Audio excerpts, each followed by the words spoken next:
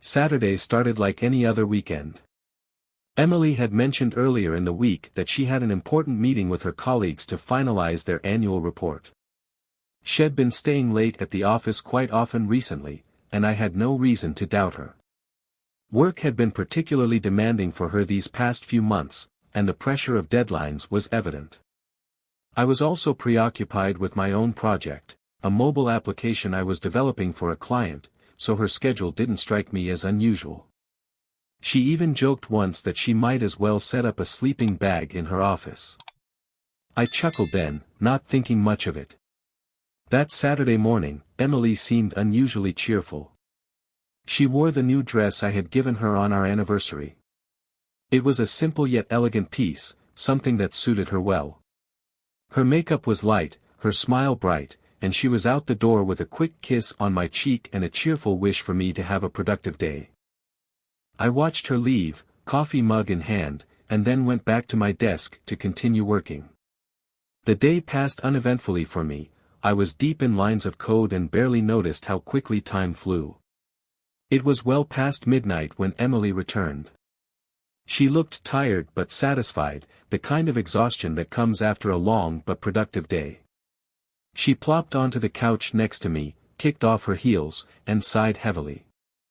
I asked her how the meeting had gone, and she started recounting details about their discussions on annual strategies, how their boss seemed particularly pleased with their progress, and how they felt like they'd made significant strides. It was all standard corporate talk, nothing out of the ordinary. At one point, she paused briefly before mentioning they had stopped by a bar after dinner. "The Rusty Mug," she said casually, with a small laugh. According to her, it was the closest spot to the restaurant where they had their meeting, and no one wanted to spend extra time searching for another place. She said they'd only planned to have one quick drink, but as it often happens, one turned into two, and time slipped away. Her explanation seemed plausible enough, and I'd been in similar situations myself. Long meetings often end with drinks to unwind, it's just part of professional life. A couple of days later, something caught my attention. Emily had left her phone on the kitchen counter when she stepped into the other room to grab something. A notification popped up on the screen, a message from Instagram. It was from someone named Jake Miller. The message read, "Great seeing you last night." I didn't touch her phone. I didn't want to cross that line. But I made a mental note of the name. It felt odd, out of place, but I brushed it off initially. That evening, as we sat on the couch watching TV, I decided to bring it up casually. Scrolling through my own phone, pretending to check emails, I said, "Hey Em, you've been getting a lot of new Instagram followers lately. I saw some notification pop up earlier, some guy named Jake Miller. You know him?" Emily furrowed her brows slightly, her expression a mix of confusion and mild amusement. "Jake Miller? Doesn't ring a bell. Maybe he's from that conference I attended last week. There were so many people there, and I took tons of photos with different groups. Honestly, I barely noticed those notifications anymore." Her response was quick and smooth, but something about it didn't sit right with me. It wasn't the words themselves, it was the way she said them, that slight pause before answering. But I let it slide. Pushing the issue wouldn't have achieved anything. Instead, I decided to pay more attention in the coming days. During dinner a few nights later, I casually steered the conversation back to her meeting on Saturday. I asked her who was there, just to see if she'd mention any unfamiliar names. Emily listed off a few of her usual colleagues, and then she mentioned someone new, a recent hire who had apparently joined their team not long ago. She described him as competent, enthusiastic, and someone who brought fresh ideas to the table. It seemed like harmless office chatter. After dinner, Emily scrolled through her phone and even showed me a few photos from their night out. There were pictures of her team at dinner, some candid shots of people laughing and raising glasses, and then there was one photo in particular. Emily was standing next to a man I didn't recognize, both of them smiling broadly at the camera. He was well-dressed, confident-looking, and had an easy charm about him. Emily didn't linger on the photo, swiping past it as if it were any other group picture. I didn't say anything then. There was no reason to jump to conclusions. But later that night, while Emily was getting ready for bed, I sat down at my computer and looked up Jake Miller on LinkedIn. The name wasn't uncommon, but after some digging, I found him. He worked at a competing firm, held a respectable position, and judging by his profile, was doing quite well for himself. It's not that I immediately assumed the worst. I'm not the kind of man who gets paranoid over every little thing. But something about the situation felt off. Emily's slight hesitation when answering questions, her choice of words, and the timing of that message, they all formed an itch I couldn't quite scratch. Over the next few days, I paid closer attention. Not in an intrusive way, I didn't snoop through her phone or follow her around, but I became more observant. I noticed when she received messages, how often she checked her phone, and whether she mentioned Jake again in passing. For the most part, everything seemed normal. Emily was still the same caring, sharp-witted woman I'd always known. Yet, that name, Jake Miller, kept resurfacing in my mind. Maybe it was nothing. Maybe he was just another professional acquaintance who happened to bump into her at the bar after their meeting. Or maybe it was something more. I wasn't going to jump to conclusions, but I wasn't going to ignore it either. The next morning over breakfast, I casually brought up an idea I'd been considering. You know, Emily, I was thinking it might be a good idea for us to install a location tracking app on our phones. Not in a weird way, of course, just for convenience. You're often working late, and it would give me peace of mind knowing you're safe. Plus, it's handy, if either of us get stuck somewhere, we'd know where to find each other. I kept my tone light, as if I were suggesting something as mundane as trying a new recipe for dinner. Emily's reaction was almost immediate. She paused mid-bite, set her fork down, and looked me directly in the eyes. David, I think that's a bit too much, don't you? I get that you care about me, and I appreciate it, but I'm not a child. I don't need to be tracked. She tried to soften her words with a smile, reaching across the table to touch my hand. Besides, those apps drain the battery like crazy, and you know my phone barely makes it to the evening as it is. Don't worry about me, I can take care of myself. Her response wasn't aggressive, but there was a firmness in her voice. I let it go, raising my hands in surrender. All right. It was just a suggestion. She leaned over and kissed my cheek, and the conversation moved on to lighter topics. But the seed of doubt had been planted. Her reaction felt defensive. Maybe I was reading too much into it, but it stayed with me. A few days later, Emily mentioned she was going to her usual yoga class after work. She'd been attending these sessions for months now, every Tuesday and Thursday evening. Around the time her class was supposed to start, I decided to give her a quick call, just to say hello. To my surprise, she picked up almost immediately. Her voice sounded hurried, and the background noise didn't match the usual serene ambience of a yoga studio. Instead of soft music or hushed voices, I heard the distant clinking of glasses and faint, upbeat music, something you'd expect in a cafe or a bar. Hey, David. Yeah, the class got cancelled at the last minute, she said, her voice a touch too cheerful. I decided to grab a coffee with some of the girls from the class instead. You know, since I was already out. She quickly followed up by sending me a photo. It was a selfie of her and two women I didn't recognize. They were sitting at a small cafe table, all three of them in yoga gear, holding coffee cups and smiling at the camera. It seemed plausible enough, and I didn't push it further.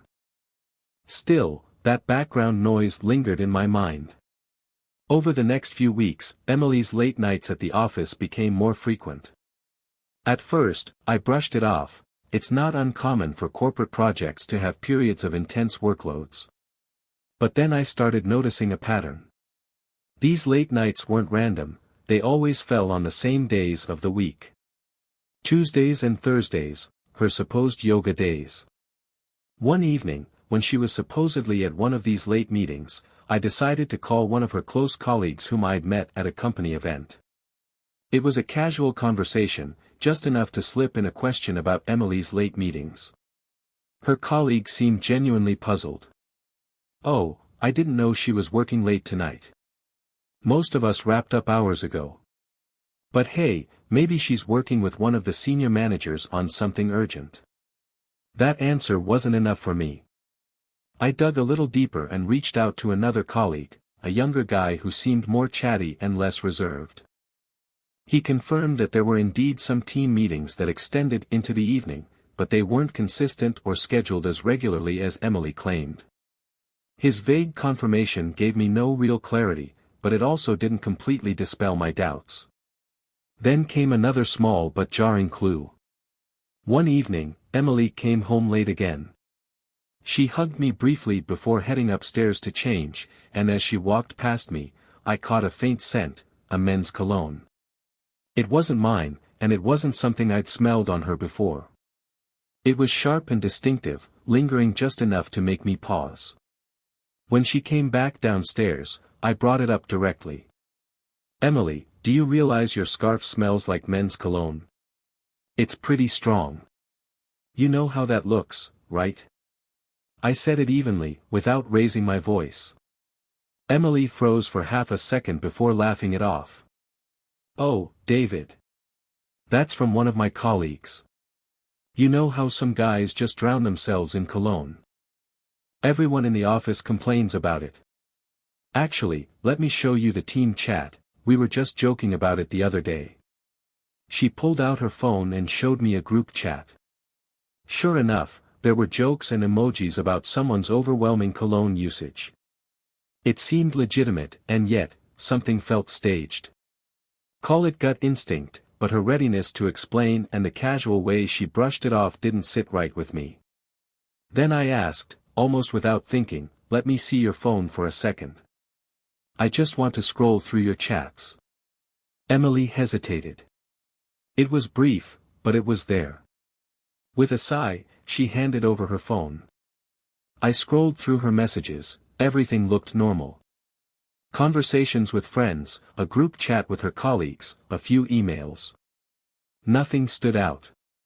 If there was something there, she'd either hidden it well or there was genuinely nothing to find. When I handed the phone back, Emily took it wordlessly and went upstairs to our bedroom. I stayed in the living room, staring at the darkened TV screen, my mind replaying every little detail from the past few weeks. The defensive reaction to the tracking app, the odd background noise on that phone call, the repetitive late-night meetings, the cologne, none of it was damning on its own. But together, it painted an unclear, uneasy picture. Emily hadn't given me any concrete proof of wrongdoing, and yet I couldn't shake the feeling that something was off. If she wasn't going to tell me the truth, or if there was no truth to tell, then I needed another way to find out. I realized that if I couldn't keep an eye on her movements myself, I'd need someone who could. Someone who wasn't emotionally involved, someone who could look at the situation objectively. Whatever was happening here, I was going to get to the bottom of it. Because things like this don't start from nowhere, and they certainly don't resolve themselves without answers. I reached out to a few trusted friends and two of Emily's colleagues with whom I had a decent rapport. I didn't spell out my suspicions. Instead, I framed it as concern, saying Emily seemed unusually tired lately, and I wanted to make sure everything was okay with her. It was a subtle approach, but I wanted to avoid setting off any alarms. One of Emily's colleagues, who worked in a different department, mentioned something interesting. He'd seen her several times at a cafe during lunch breaks. It wasn't just any cafe, it was one located quite far from her office, in a quieter part of town. Emily wasn't the type to venture far during her short lunch breaks, so this struck me as odd. According to him, she was always alone, sitting by the window with a cup of coffee, looking deep in thought. When I brought this up casually to Emily later, she had a quick explanation ready. She said she liked getting away from the noise of the office sometimes, finding a quiet corner to think and catch up on emails.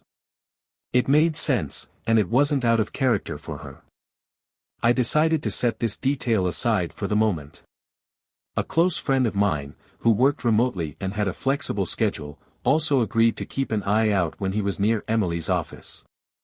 A couple of days later, he gave me some information that made me pause. He'd seen Emily leaving the office earlier than usual on more than one occasion. But she wasn't heading home. Instead, she got into a taxi and drove off in the opposite direction. It wasn't her usual route, and it wasn't her usual car. Emily typically drove herself. That raised a flag for me. Where was she going? Why the taxi? And why leave work early without mentioning it?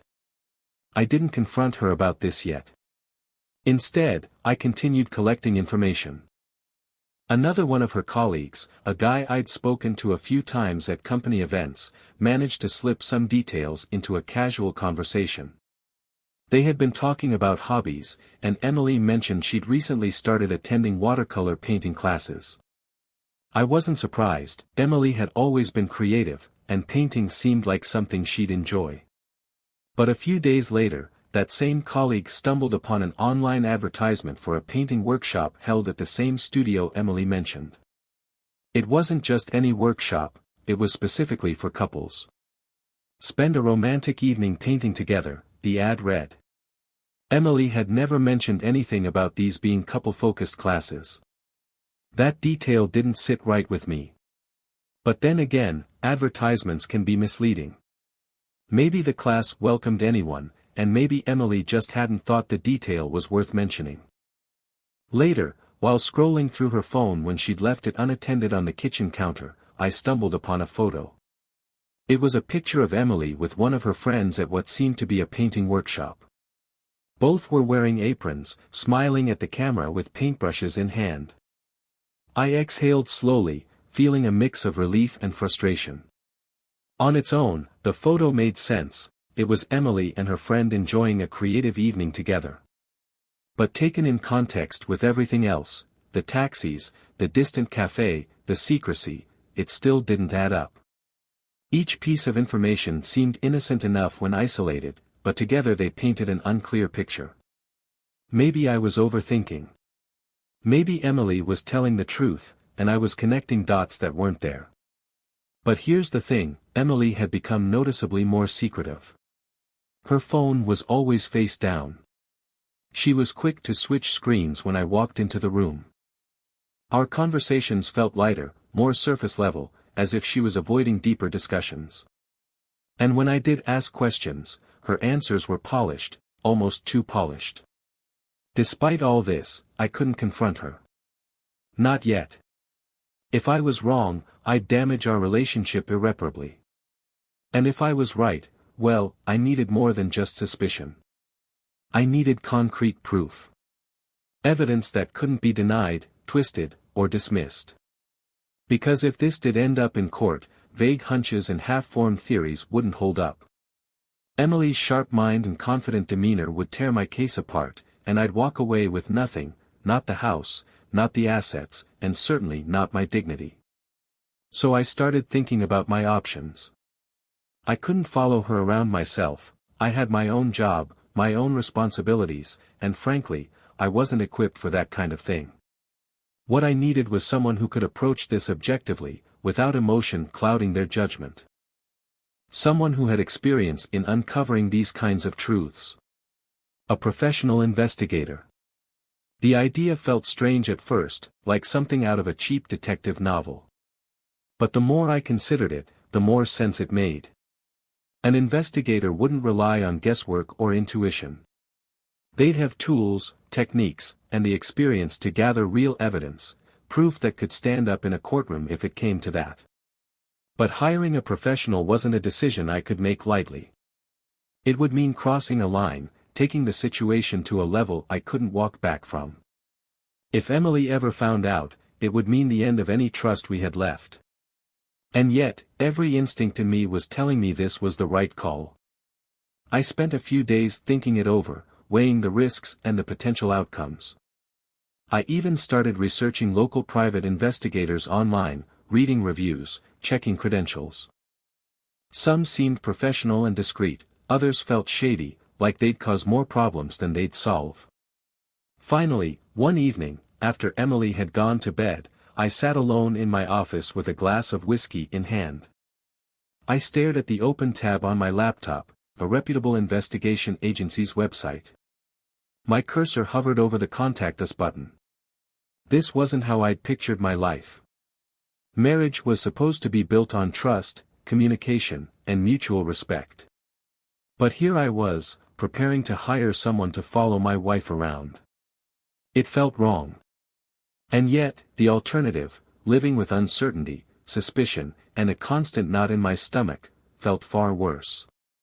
In the end, I clicked the button. I filled out the inquiry form, keeping my message brief and to the point. I needed answers, and I needed them from someone who knew how to find them. Because one thing was clear to me now, whatever was going on with Emily, it wasn't going to stay hidden forever. And if I couldn't uncover the truth myself, then I needed someone who could. Someone who understood how these things worked and had the skills to get the answers I couldn't find on my own. I remembered a conversation I had with my father years ago. He had once mentioned hiring a private investigator to deal with an unpleasant situation at work. I hadn't asked for details back then, it didn't seem relevant at the time. But now, that memory came rushing back with an urgency I couldn't ignore. If anyone knew how to handle this discreetly, it would be the same investigator my father had trusted. Without wasting time, I called my father. I kept my explanation vague, saying that Emily and I were going through a rough patch and that I needed to clarify a few things to ease my mind. He didn't press for details, he simply listened and then gave me a phone number. The man's name was Mr. Rivers. My father assured me that he was discreet, professional, and not one to ask unnecessary questions. That reassurance helped, but it didn't make the decision any easier. For several days, I stared at that number saved in my phone. Hiring someone to follow my wife felt like crossing a line I wasn't sure I was ready to step over. But at the same time, the uncertainty was eating me alive. Every unanswered question, every suspicious detail felt like a splinter under my skin. Eventually, I decided that clarity, however painful, was better than living in this limbo. When I finally called the number, a calm, slightly tired voice answered. Mr. Rivers speaking. I introduced myself, kept my explanation brief, and made it clear that I wasn't interested in theatrics or melodrama, I just needed answers. He listened without interrupting, his tone steady and professional. When I finished, he said he could handle it but emphasized one thing, I needed to be clear about what I wanted. Discretion and precision were his priorities. We arranged to meet at a quiet cafe on the outskirts of town. The day of the meeting, I felt a knot of tension in my stomach as I walked through the door and spotted him. Mr. Rivers was an older man, neatly dressed, with sharp eyes that seemed to take in everything around him. I sat down, and after brief pleasantries, I laid everything out, the late nights, the odd behavior, the perfume, the mentions of Jake Miller, and the watercolor classes. Mr. Rivers listened intently, jotting down occasional notes in a small leather-bound notebook. When I finished, he closed it and looked at me. "It's a puzzle, Mr. Parker," he said calmly.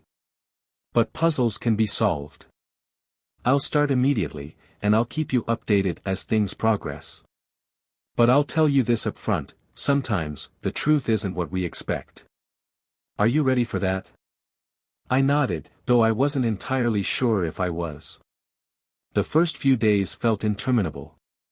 Every time my phone buzzed, I felt a surge of nervous anticipation.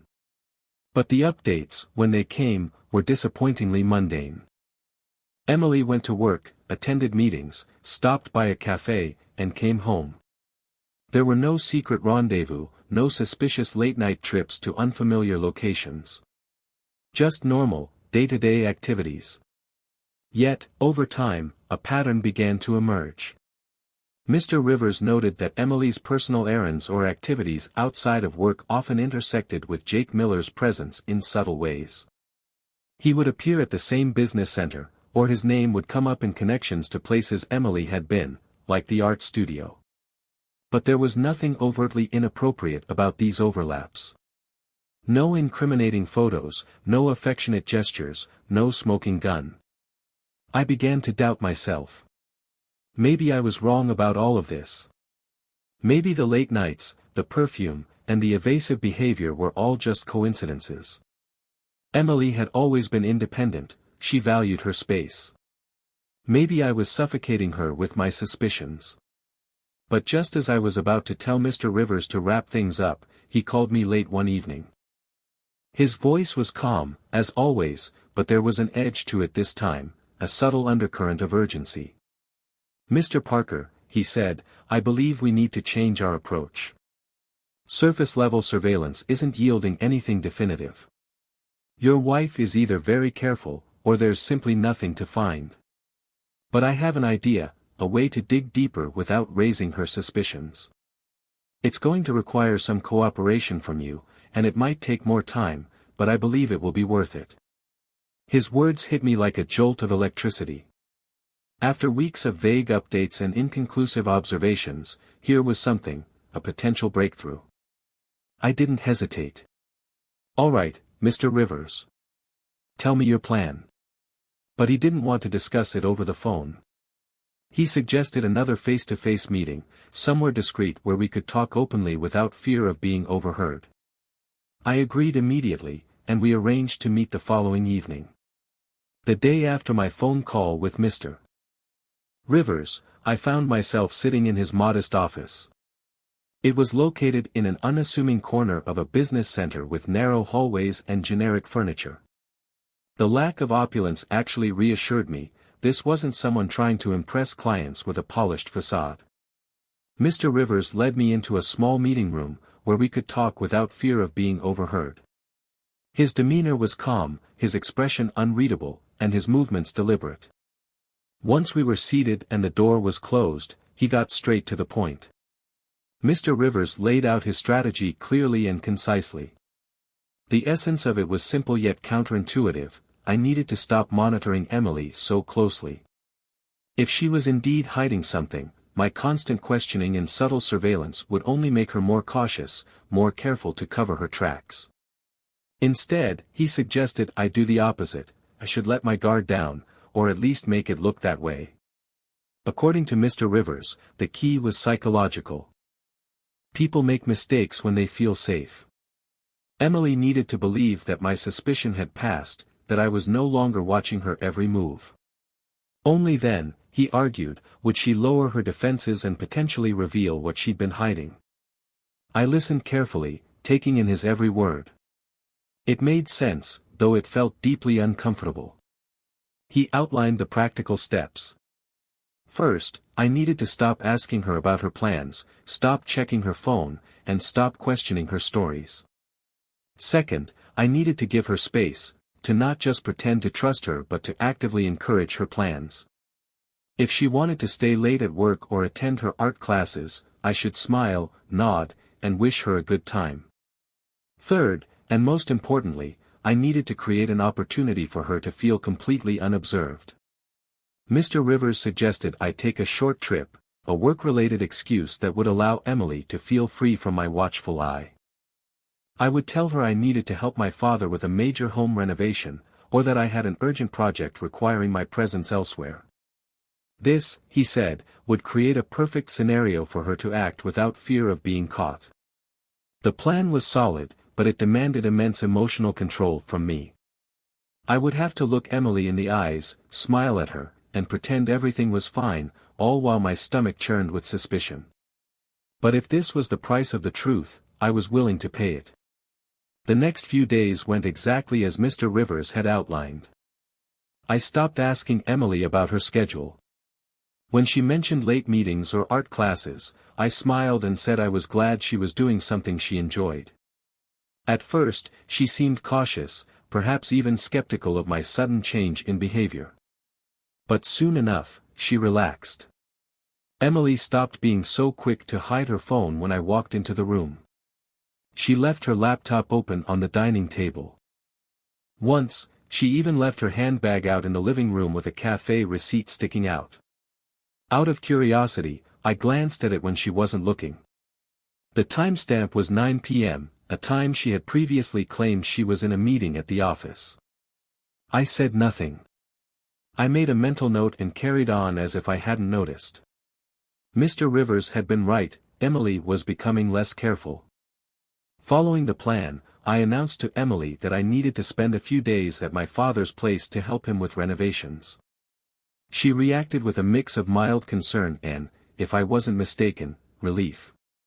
She kissed me goodbye as I packed a small bag and left the house. In reality, I stayed with my father, but Mr. Rivers kept me updated on Emily's activities. Over the course of that week, two key incidents occurred. First, Emily told me she was attending an important office meeting, but one of her friends, someone I ran into by chance in the city, mentioned that everyone in their department was working remotely that day. There was no meeting. The second incident was even more suspicious. Detective noticed Emily's car pull into the driveway around 9 p.m. She went inside for a few minutes, then emerged with a small overnight bag and left in a taxi. When I casually asked Emily about that evening a few days later, she seemed momentarily confused before giving me a vague story about a sudden schedule change. Again, I said nothing. I played along, nodding and pretending to believe her. Then came the final stage of the plan. I told Emily that I had an urgent business trip to another city. I explained it as a major deal with a new client, one that required my presence for several days.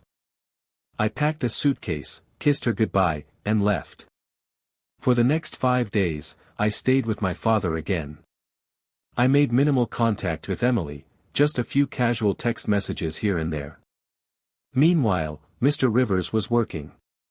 He followed Emily, tracked her movements, and documented everything. At the end of the week, he delivered his findings. Emily had met with Jake Miller twice during my supposed trip. The first time was in a cozy restaurant downtown. They had dinner, wine, and long conversations. Mr. Rivers managed to take a few photos from a distance, and while there was no overt physical affection, the body language spoke volumes. At the end of the night, they embraced in a way that went far beyond casual friendship. The second meeting was even more damning. Emily left our house late in the evening, got into Jake Miller's car, and they drove out of the city. Mr. Rivers couldn't follow them all the way. They went down an isolated country road where his car would have been immediately noticed. But they were gone for hours, and whatever happened during that time was left to grim imagination. When I returned home from my business trip, Emily greeted me with warmth and affection. She had even prepared dinner, something she rarely did anymore. The gesture felt almost mocking now that I knew what I knew. I smiled, thanked her for the meal, and played my part perfectly. But inside, I felt hollow, disgusted by the charade we were both maintaining. Mr. Rivers had advised me to stay calm, to wait, and to let him finish gathering evidence. But standing there, surrounded by framed photos of what used to be our happy moments, I felt something break inside me. And yet, I waited. I kept my composure. Because according to Mr. Rivers, there was still more to uncover. And as much as I thought I was prepared for the truth, what happened in the days that followed was darker, heavier, and far more sickening than anything I had anticipated. I could only brace myself for what was coming next. Emily had been driving our car frequently during this entire ordeal, and both Mr. Rivers and I had discussed the possibility of investigating it more thoroughly. Whether it meant installing a hidden camera or even tampering with it in a subtle way to gain access to information, the car felt like a potential goldmine of evidence. But, as fate would have it, things took an even more ridiculous, and gut-wrenching, turn. One evening, Emily came home visibly intoxicated. Her cheeks were flushed, her speech was slightly slurred, and she stumbled as she kicked off her heels at the door. She casually mentioned that she had left the car near her office because it had broken down. I didn't say much at the time. Instead, I grabbed my keys and told her I'd take care of it. After all, it was our shared car, and I had bought it for her as a gift. When I arrived at the parking lot near her office, the car was right where she said it would be. I got in, and the first thing that hit me was the overwhelming stench, a pungent mix of alcohol and sweat. It clung to the fabric of the seats and filled my lungs as I sat down. But it wasn't just the smell that caught my attention. Turning my head slightly, I froze. On the back seat, curled up and snoring softly, was a half-naked man. For a few seconds, I couldn't process what I was seeing. But then it clicked, this wasn't just any man. A quick glance at the phone clutched loosely in his hand confirmed it. This was Jake Miller. Every suspicion, every gut feeling, every long night of doubt suddenly crystallized into a single, undeniable reality. They hadn't just been meeting for innocent dinners or casual drinks after work. They'd been here, together, in this car. My first instinct was rage. I wanted to drag him out of the car and beat him senseless right there in the parking lot. But even through the haze of anger, Mr. Rivers' advice echoed in my mind, if you want to protect yourself legally, don't act out. Gather evidence. I called Mr. Rivers immediately. He picked up after 2 rings, and I gave him a brief, clipped explanation of what I was looking at. His voice was steady, almost cold. David, don't do anything stupid. Take the car to my mechanic. There might be more evidence in there, something you'll need in court. And as for him, well, do what you have to do, but don't cross any lines you can't uncross. I sat in the driver's seat for a long moment, gripping the wheel so tightly my knuckles turned white. Eventually, I started the engine and pulled out of the parking lot, Jake still snoozing in the back seat, blissfully unaware of the storm raging just a few feet away. A few miles outside the city, I pulled over on a quiet side road. I slammed the brakes, got out, and yanked open the back door. Jake stirred, blinking groggily in the dim light. What's going on? He mumbled. Get out, I said, my voice low and sharp. Now. He stumbled out of the car, barefoot and shirtless, shivering in the night air. I didn't wait for him to fully comprehend the situation. I got back into the car, slammed the door shut, and sped away, leaving him standing there, a pathetic silhouette in my rearview mirror. When I arrived at the mechanic Mr. Rivers had recommended, the man was waiting for me. Without a word, he began inspecting the car. I stood to the side, arms crossed, staring blankly at the concrete floor of the garage. It didn't take long for him to find what we both feared. From the back seat, he pulled out a small plastic bag.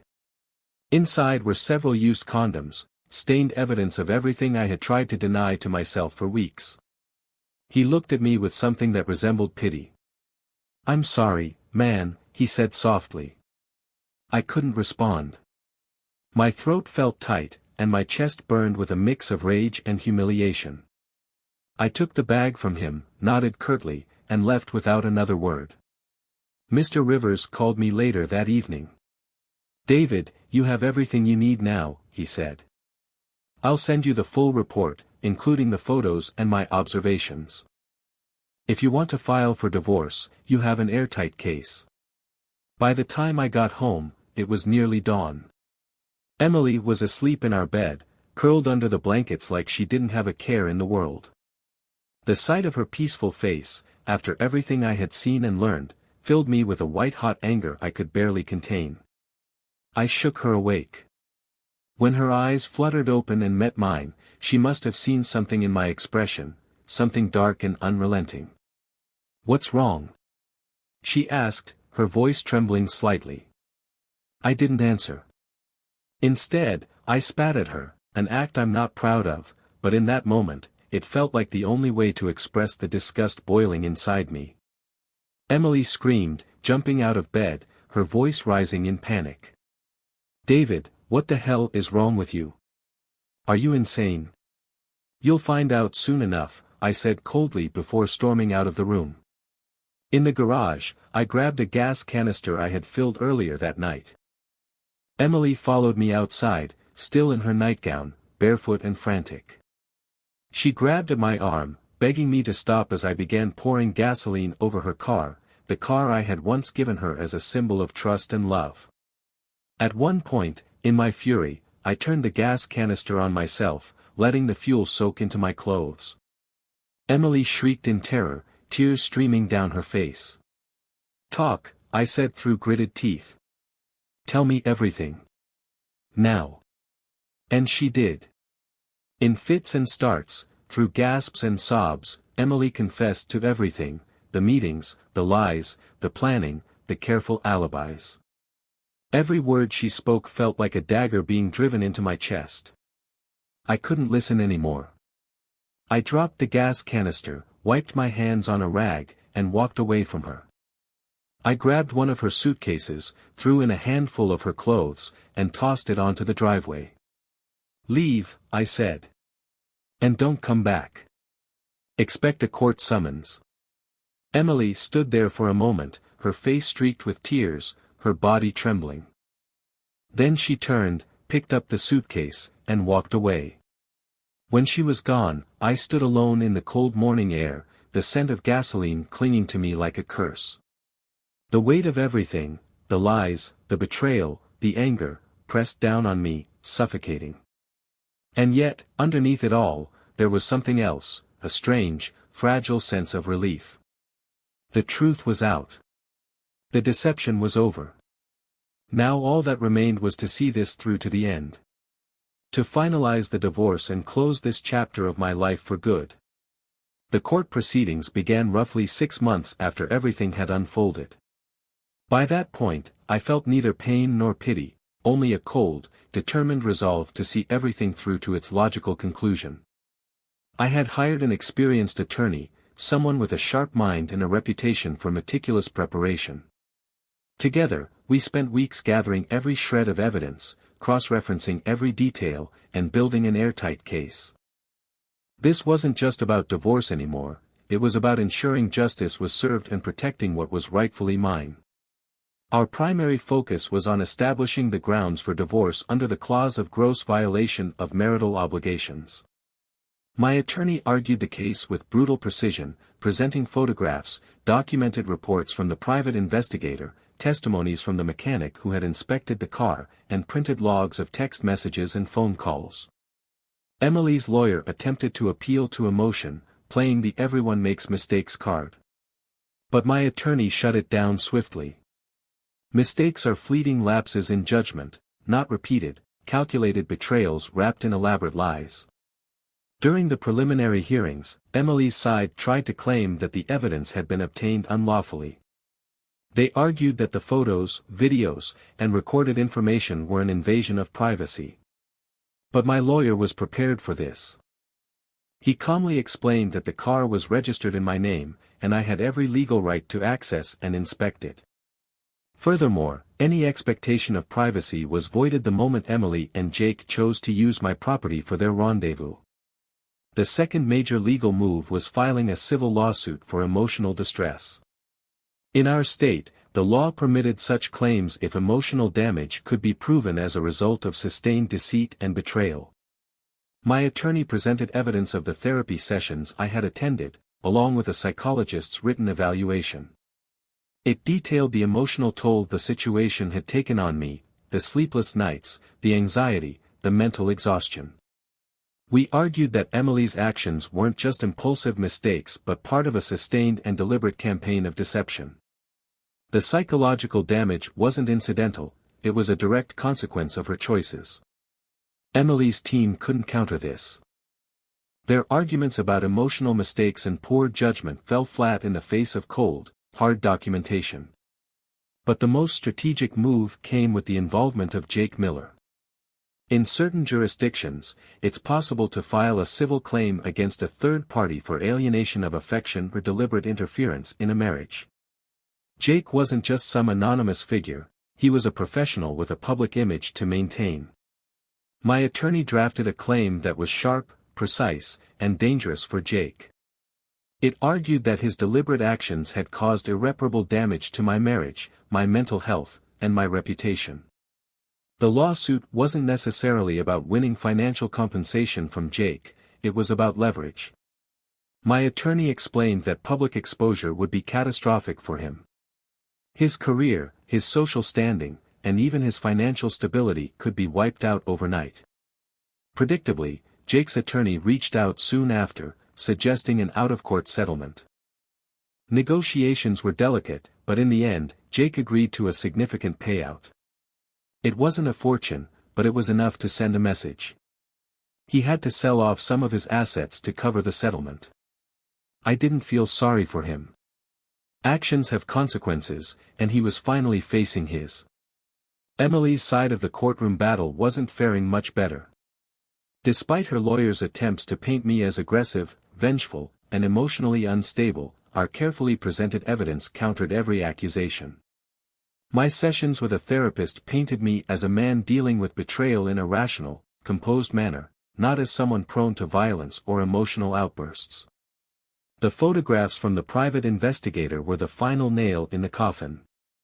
Jake Miller, half-naked and asleep in my car, wasn't just an embarrassing image, it was damning evidence.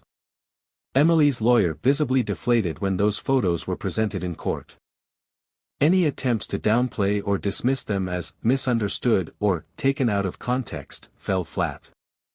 As the trial drew to a close, the tension in the courtroom was palpable. The judge read out the verdict in a clear, steady voice. The marriage was officially dissolved, with the ruling heavily favoring me. The bulk of our shared assets remained in my possession. Emily was left with her personal belongings and little else. Her claims to a significant portion of our estate were dismissed outright, as the evidence showed that most of the financial contributions had been mine. Additionally, the court ruled that Emily was liable for a modest but symbolically important compensation for emotional distress. It wasn't about the money, it was about accountability. About making her face the consequences of her actions. Jake Miller, meanwhile, faced his own fallout. Word of the lawsuit and settlement spread quickly within his professional circle. His company decided that the scandal was too much of a risk and quietly removed him from his position. Whatever future career ambitions he had were now tainted by the shadow of this courtroom drama. In the end, I walked out of that courtroom with my dignity intact and my future protected. It wasn't a victory to celebrate, it felt more like a bitter resolution to a chapter that should have never existed in the first place. Emily disappeared from my life shortly after the proceedings ended.